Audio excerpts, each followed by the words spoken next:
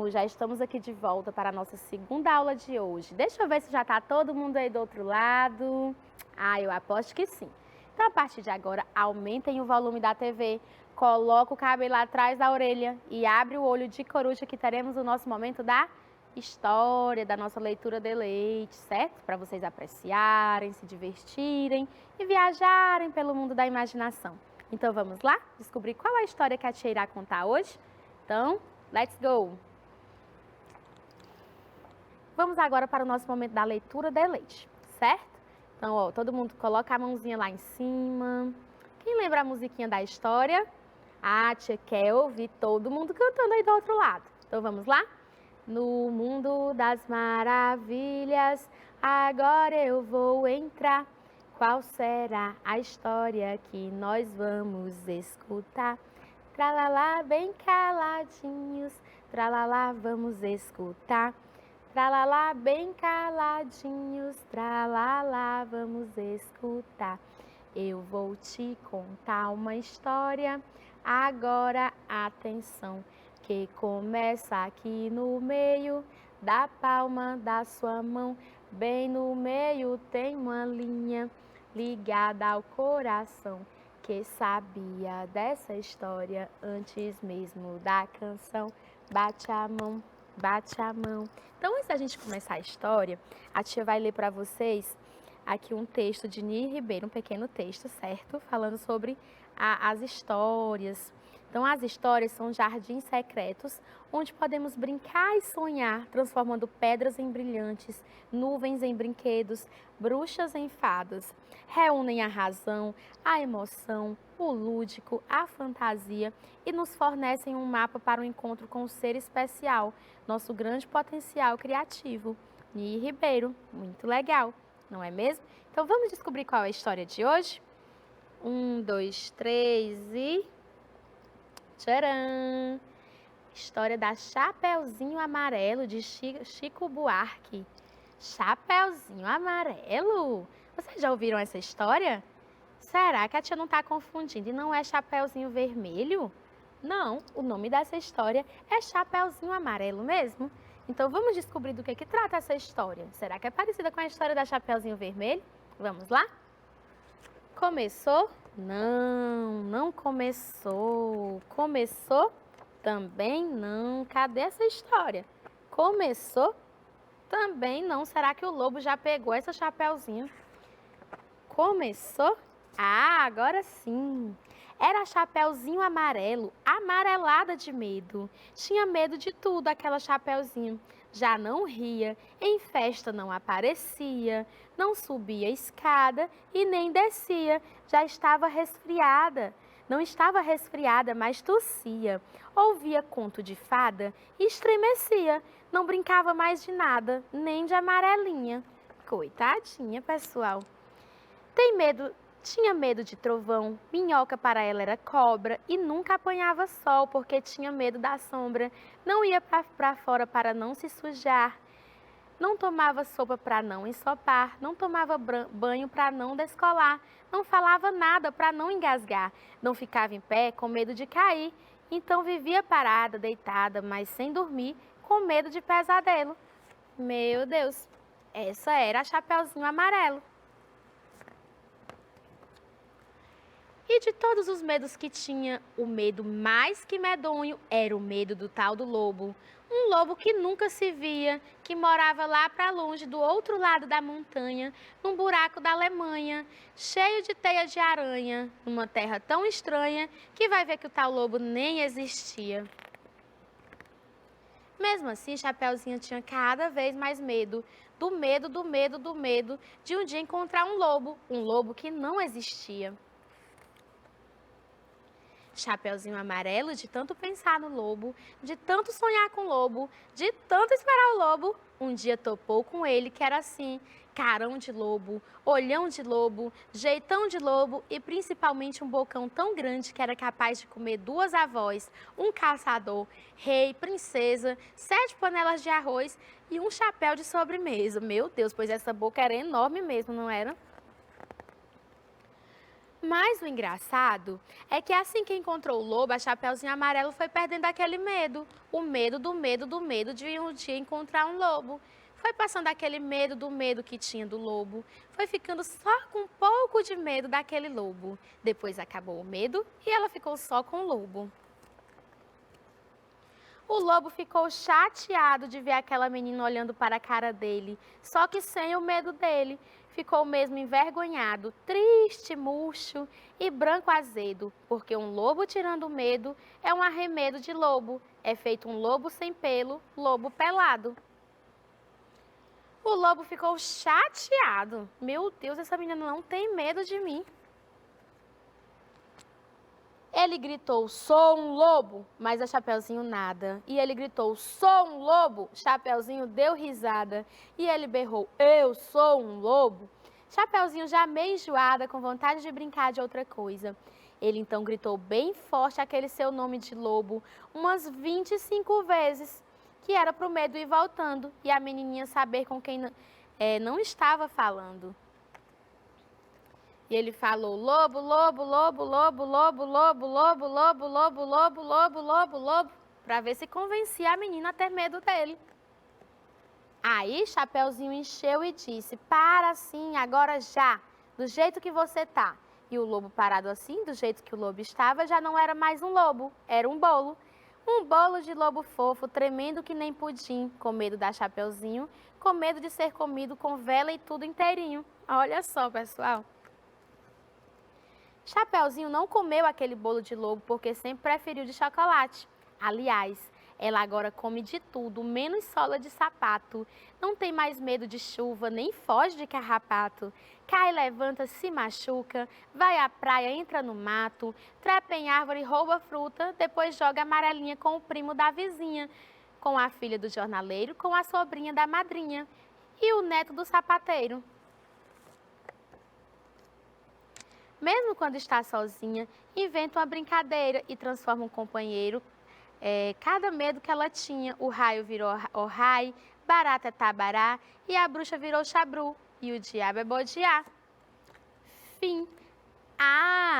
Outros companheiros da Chapeuzinho Amarelo, o Galdrá, a Jacoru, o Barantu, o Pão Bichopá e todos os Trosmons.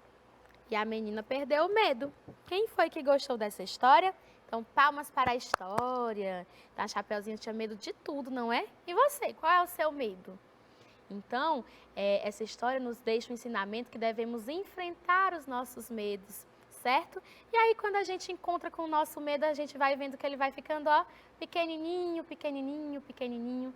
E temos que ser sempre, buscarmos sempre ser maiores do que os nossos medos, ok? Não deixar nenhum medo nos barrar para nada e sermos igual a Chapeuzinho Amarelo, que transformou um lobo em um belo bolo de lobo, certo? Então vamos lá para a nossa hora da atividade? Então quero ver quem foi que aprendeu o assunto de hoje, quem é que vai ajudar a resolver cada questão, ok? Eu quero ouvir a participação de vocês. Então vamos lá. Então vamos para a leitura do texto 1. Indaiatuba, 13 de julho de 2011. Cara Ana Júlia, espero que essa carta encontre você bem e feliz. Na última carta, você me pediu para mandar e-mail para você, cogitou até a ideia de ter um perfil numa rede social. Você vai me desculpar, mas não levo jeito para essas modernidades não. Meu filho tem Orkut e já insistiu para que eu tivesse também, mas não permito e nem tenho vontade de mexer. Prefiro a comunicação via carta. Gosto de escrever, gosto do ritual de colocar a carta dentro do envelope, ir até o correio, comprar selo, selar a carta e aguardar a resposta. Mudando de assunto, que bom que vamos nos encontrar no casamento da Alice. Já mandei fazer o vestido, você sabe como eu sou. Prefiro mandar costurado que ficar na loja experimentando um monte de roupas. Não tenho paciência. Vou terminando por aqui. Deixei feijão cozinhando. Vou acabar de preparar a janta. Até mais. Um abraço de sua amiga Silmara. Então vamos agora para a análise do texto. Questão 1. A carta pessoal é um tipo de texto epistolar utilizado geralmente entre indivíduos que apresentem certa aproximação. Portanto, esse gênero contém suas especificidades. Então, pessoal, embora a carta pessoal é uma carta entre pessoas próximas, certo? Normalmente ela não segue uma estrutura, mas as cartas elas possuem uma estrutura padrão. Localize as informações que se pedem. Lugar e data, vamos lá? Indaiatuba, 13 de julho de 2011. Muito bem. Destinatário. Vocês observaram essa informação? Ana Júlia. Perfeito. Remetente. Quem foi que escreveu essa carta para Ana Júlia? Silmara. Perfeito. Letra D, o vocativo. Qual foi o vocativo que foi utilizado? Então, ela utilizou cara, certo? Cara, Ana Júlia. Letra E, a despedida. Então, qual foi a despedida que foi utilizada? Vamos lá? Vocês observaram essa informação direitinho? Então, quero ouvir vocês respondendo. Muito bem. Um abraço. A linguagem predominante na carta foi a formal, a técnica, a informal ou a regional? Vamos lá? Letra A, B, C ou D? Então, como era uma carta entre amigas, a linguagem mais utilizada foi uma linguagem informal, certo? Era uma carta entre amigas, entre pessoas próximas, que possuem que possuem um grau de intimidade. 3. A carta pessoal geralmente é escrita em primeira pessoa. Retire um exemplo disso do texto. Vamos lá? Alguma frase que esteja escrita em primeira pessoa. A tia colocou aqui esse exemplo. Vou acabar de preparar a janta. Vou. Quem vai? Eu. Então, essa frase está na primeira pessoa. 4. Leia o trecho do texto. Na última carta, você me pediu para mandar e-mail para você. Cogitou até a ideia de ter um perfil numa rede social. A palavra destacada possui o mesmo sentido de. Então, pessoal, qual dessas palavrinhas, se eu substituir pela palavra cogitou, a frase irá permanecer com o seu mesmo sentido? Letra A, cooperar. Letra B, exigir. Letra C, considerar. Ou letra D, concordar? Vamos ver? Então, na última carta, você me pediu para mandar e-mail para você, cooperou até a ideia de ter um perfil numa rede social. Será que dá certo? Vamos ver a letra B. Exigiu até a ideia de ter um perfil numa rede social. Letra C. Considerou até a ideia de ter um perfil numa rede social. Ou letra D. Concordou até a ideia de ter um perfil numa rede social. Então, qual fica melhor? Letra A, B, C ou D? A tia vai esperar vocês responderem. Vamos lá? Então, quem acha que a letra A, levanta a mão. Quem acha que a letra B, levanta a mão. Quem acha que a letra C, levanta a mão. E quem acha que a letra D, levanta a mão. Então, acertou quem falou? Considerar. Vamos ver como é que fica a frase. Na última carta, você me pediu para mandar e-mail para você. Considerou até a ideia de ter um perfil numa rede social. Então, ficou melhor assim, não foi mesmo? Muito bem. Parabéns para vocês que falaram a letra C. Questão 5. Segundo a carta, o que leva a Silmara a não gostar de utilizar as novas tecnologias da internet para se comunicar? Qual o motivo, a razão, a causa? Vamos lá? Vocês observaram essa informação dentro do texto? Então, vamos ver quem foi que acertou. Silmara afirma gostar de escrever e do ritual de se produzir uma carta. Por isso que ela não gosta de ter nenhuma rede social e nem utilizar a internet para se comunicar, certo? Vamos agora para o texto 2. Querido Papai Noel ou Mamãe Noel, me chamo, tenho 10 anos, moro com a minha mãe, minha avó e minha irmã. Neste Natal, minha mãe não terá condições de comprar o presente de Natal porque as contas de luz e água estão altas. Se for possível, gostaria de ganhar uma bola ou uma bicicleta. Se o senhor me der uma dessas coisas, ficarei muito feliz. Que Deus lhe dê em dobro. Feliz Natal. Assinado, Garoto Sonhador. Muito bem. Então, Só observando, né, que essa carta ela não tem o local e a data, mas já contém as outras informações. Vamos lá. Quem é o remetente da carta? Quem foi que escreveu essa carta? Vocês observaram? Então, o remetente é o garoto sonhador, certo? Que não identificou o seu nome. Quem é o destinatário? Quem irá receber essa carta? Então, o garoto colocou Papai Noel ou Mamãe Noel, ok? Questão 8. Em que época do ano a carta foi escrita? Então, lá não tem a indicação da data, certo? Mas, pelo conteúdo da mensagem, a gente imagina que essa carta tenha sido escrita em uma determinada época do ano. Que época foi essa? Vamos lá? Ah, muito bem. Supomos que próximo ao Natal, certo? Já que ele está pedindo um presente de Natal para o Papai Noel ou para a Mamãe Noel, imaginamos que seja uma data próxima ao Natal.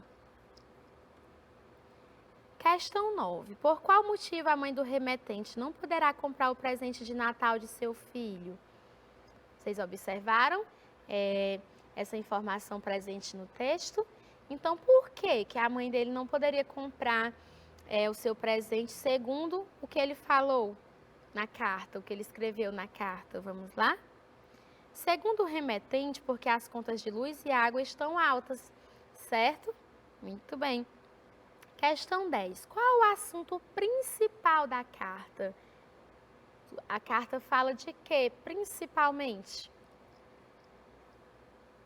Ah, então o desejo do garoto de ganhar uma bola ou uma bicicleta do Papai Noel ou Mamãe Noel de Natal, certo? Ele colocou Papai Noel ou Mamãe Noel, que ia depender de quem recebesse e lesse a carta primeiro. Muito bem. Agora vamos aqui para o texto 3. A vida sorriu para mim. Aí ele ficou parado, olhando.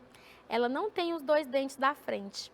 Então, esse é um texto retirado de português, literatura e redação, atividade sobre linguagem figurada para 6º ano com tirinhas, atividade de português e literatura.blogspot.com. Então, pessoal, quem a personagem diz que sorriu para ela? Vocês observaram? Então, quero ouvir a resposta. A vida, muito bem. Mas como será isso, a vida sorrindo para a gente? Vamos continuar a análise do texto? Ao dizer isso, ele utilizou uma linguagem figurada. Por quê? Então, quando ele fala, a vida sorriu para mim, ele utilizou essa expressão em seu sentido real? Não, não é mesmo? Ele utilizou na linguagem figurada, pois a vida não é um ser animado que tem dentes, ok? Próxima questão. Questão 13. A personagem se refere ao sorriso destacando a falta de 2 dentes. Que dentes são esses? Então, ela fala os dentes da frente, certo? O que a personagem quis dizer com essas falas? Que a vida não possui os dentes da frente. Então, se a vida não é um ser animado que nem possui dentes, ele utilizou no seu sentido figurado. Mas o que significa essa expressão? Que ele quis dizer que a vida não tem dentes, os 2 dentes da frente. Ah, então ele quis dizer que para ele a vida não está completa, que está faltando alguma coisa. Então a tira revela sentimentos da personagem diante da vida. Então quando ele diz que a vida não tem os dentes da frente, ele quer dizer que está faltando alguma coisa muito importante na vida dele, certo? Não está completa. Questão 15. Ligue as expressões aos seus significados. Então aqui, gente, temos várias expressões que elas são utilizadas em seu sentido figurado. Então, temos aqui, ó, pé de valsa, pé quente, ao pé do ouvido e meter os pés pelas mãos. Do outro lado, temos os significados: atrapalhar-se, confundir-se, em segredo, pessoa que tem ou traz sorte e pessoa que sabe dançar muito bem. Então, agora vocês deverão ligar as expressões aos seus significados. Vamos lá? Quando eu digo pé de valsa, o que significa essa expressão? Atrapalhar-se, confundir-se, em segredo, pessoa que tem ou traz sorte ou pessoa que sabe dançar muito bem? Vamos lá? Muito bem. Então, quando eu falo que alguém é pé de valsa, é uma pessoa que sabe dançar muito bem. Aposto que aí em casa está cheio de crianças pé de valsa, não tá? Vocês sabem dançar? Eu aposto que sim. Então, pé quente. Quando eu falo pé quente, será que a pessoa foi lá, colocou seu pé dentro da água quente? Não, é uma expressão utilizada em seu sentido figurado, que significa atrapalhar-se, confundir-se, em segredo, ou pessoa que tem ou traz sorte. Então, pessoa que tem ou traz sorte, chamamos de pé quente, certo? Vocês são pé quente? A tia não é muito, não. Ao pé do ouvido. Quando eu falar ao pé do ouvido, significa atrapalhar-se, confundir-se ou em segredo. Então, vamos imaginar aqui uma situação quando eu digo a criança falou ao pé do ouvido da sua mãe. Será que no ouvido tem um pé? Não, é uma expressão empregada em seu sentido figurado, que significa em segredo, certo? E quando eu falo meter os pés pelas mãos, o que significa essa expressão? De que alguém meteu os pés pelas mãos. Como é isso? Então, é uma expressão utilizada em seu sentido figurado, que significa atrapalhar-se, confundir-se, ok? Então, agora a hora do desafio. Quem gosta de um desafio? Eu adoro. Então, vamos descobrir qual é o desafio de hoje. 5, 4, 3, 2, 1. Vamos fazer uma produção. Então, lá na história que ouvimos hoje, da Chapeuzinho Amarelo, o lobo estava determinado a assustar a menina, porque a menina não perdeu o medo do lobo. Então, ele queria que ela tivesse medo dele. Vamos imaginar agora como seria um pedido de desculpas do lobo para a Chapeuzinho? Uma carta de pedido de desculpas. Então, vamos lá? Primeiro, local e data. Então, já que é um lobo, vamos imaginar que ele mora na floresta. Então, floresta, 9 de julho de 2021. Então, aqui já colocamos o local e a data. Próximo. O vocativo, cara, chapeuzinho amarelo. Ficou bom assim? Será que ela vai gostar? Eu aposto que sim. E agora a mensagem, corpo de texto com o pedido de desculpas. Gostaria de lhe pedir desculpas por ter tentado assustá-la. Você é uma menina muito corajosa e gostaria que me ensinasse a ser um lobo mais corajoso também. O que você acha? Olha, gente, que legal. Será que ela vai concordar? Até breve, lobo. Então, vamos ver como é que ficou a carta de pedido de desculpas que o lobo fez a Chapeuzinho Amarelo. Então, vamos lá. Floresta, 9 de julho de 2021. Cara, Chapeuzinho Amarelo, gostaria de lhe pedir desculpas por ter tentado assustá-la. Você é uma menina muito corajosa e gostaria que me ensinasse a ser um lobo mais corajoso também. O que você acha? Até breve, lobo. Eu acho que a Chapeuzinho Amarelo irá gostar. E vocês, o que vocês acham? Então, vocês podem escrever qual a resposta que vocês acham que a Chapeuzinho Amarelo dará ao lobo quando receber essa carta. Tá bom? Então, se puderem, enviem para a tia, que depois a tia vai ler as cartinhas de vocês. Eu vou adorar, com certeza. Então, imaginem qual será a resposta da Chapeuzinho Amarelo para o lobo e elaborem uma carta com local e data, o vocativo, o corpo do texto, a despedida e a assinatura, tá bom? Maravilha! Então, vamos agora para o resumo da nossa aula hoje sobre carta pessoal. É um instrumento de comunicação, presença de um destinatário e um remetente, possui local e data, vocativo, corpo do texto, despedida e a assinatura. E sobre sentido real e sentido figurado. O real, que chamamos de denotativo, sentido literal da palavra, sendo o sentido comum que se costuma atribuir a determinada palavra. E o sentido figurado, que chamamos de conotativo, é o sentido simbólico, figurado, que pode ser atribuído a uma palavra, certo? E por fim, temos a nossa mensagem final. Vamos ler junto com a tia? Essa mensagem é muito legal. Lição de vida, a vida. A vida são deveres que nós trouxemos para fazer em casa. Quando se vê, já são 6 horas. Quando se vê já é sexta-feira, quando se vê já é Natal, quando se vê já terminou o ano, quando se vê passaram-se 50 anos. Agora é tarde demais para ser reprovado. Se me fosse dado um dia, outra oportunidade, eu nem olhava o relógio.